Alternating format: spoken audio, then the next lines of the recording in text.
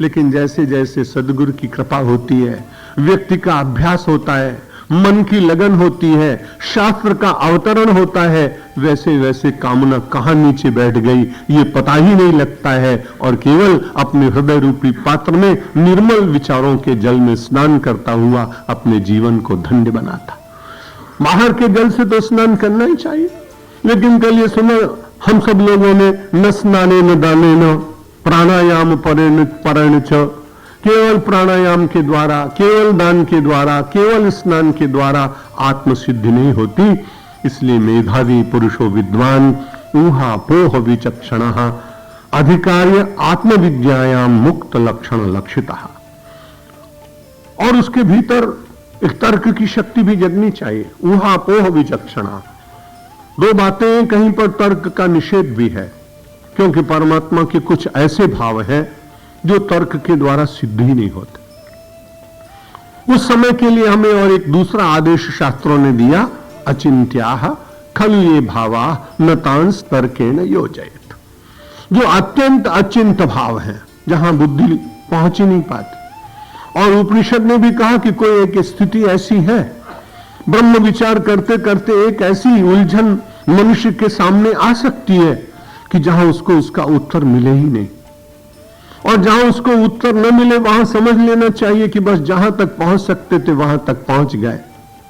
कैलाश तक पहुंच सकते हैं क्योंकि वहां मार्ग बन चुका है। अब बहुत सारी वहां जीपें भी जाती हैं, पैदल भी चलते हैं, घोड़े पर भी चलते हैं, पहुंच गए कैलाश तक।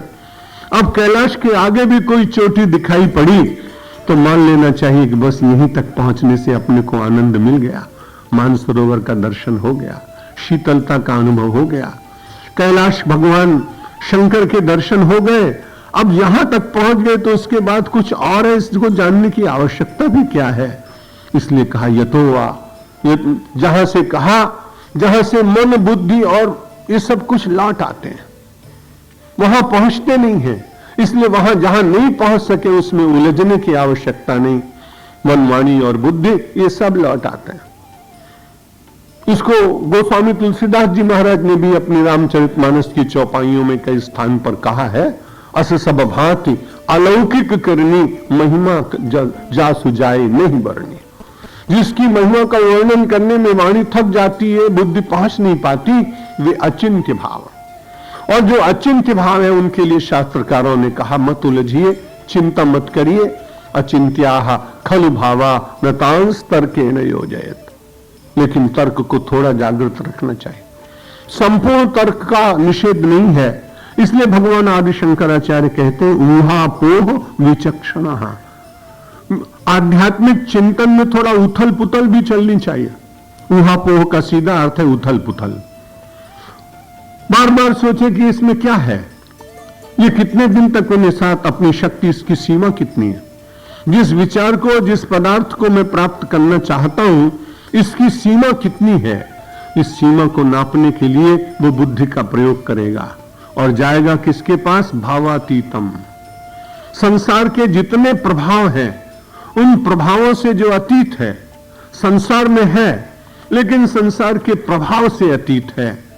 यानी मान हुआ तो उसकी रेखा उसके ऊपर नहीं, अपमान हो गया तो भी कोई चिंता की बात नहीं। किसी महापुरुष के पास कोई पहुंचा, उसने कहा महाराज वो व्यक्ति कर रहा था, आपकी निंदा कर रहा था, मैं कौन हूं?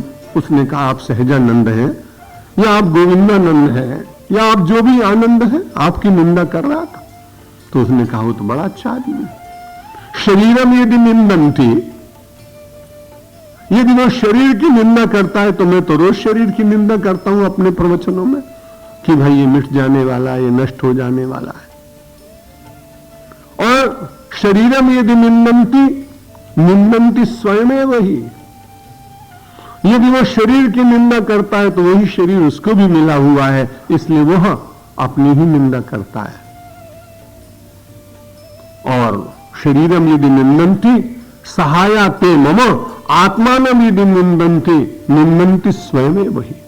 यदि शरीर की निंदा करता है तो शरीर की निंदा में तो अनेक श्लोक शास्त्रों में लिखे गए हैं, तो कोई चिंता की बात नहीं। और यदि आत्मा की निंदा करता है तो आत्मा की निंदा होती नहीं, क्योंकि जो आत्मा मेरे भीतर है वही आत्मा उसके भीतर। हम और आप तो तुरंत विचार करेंगे कि यदि उसने एक बार निंदा की है तो उसकी 10 बार जरूर करेंगे।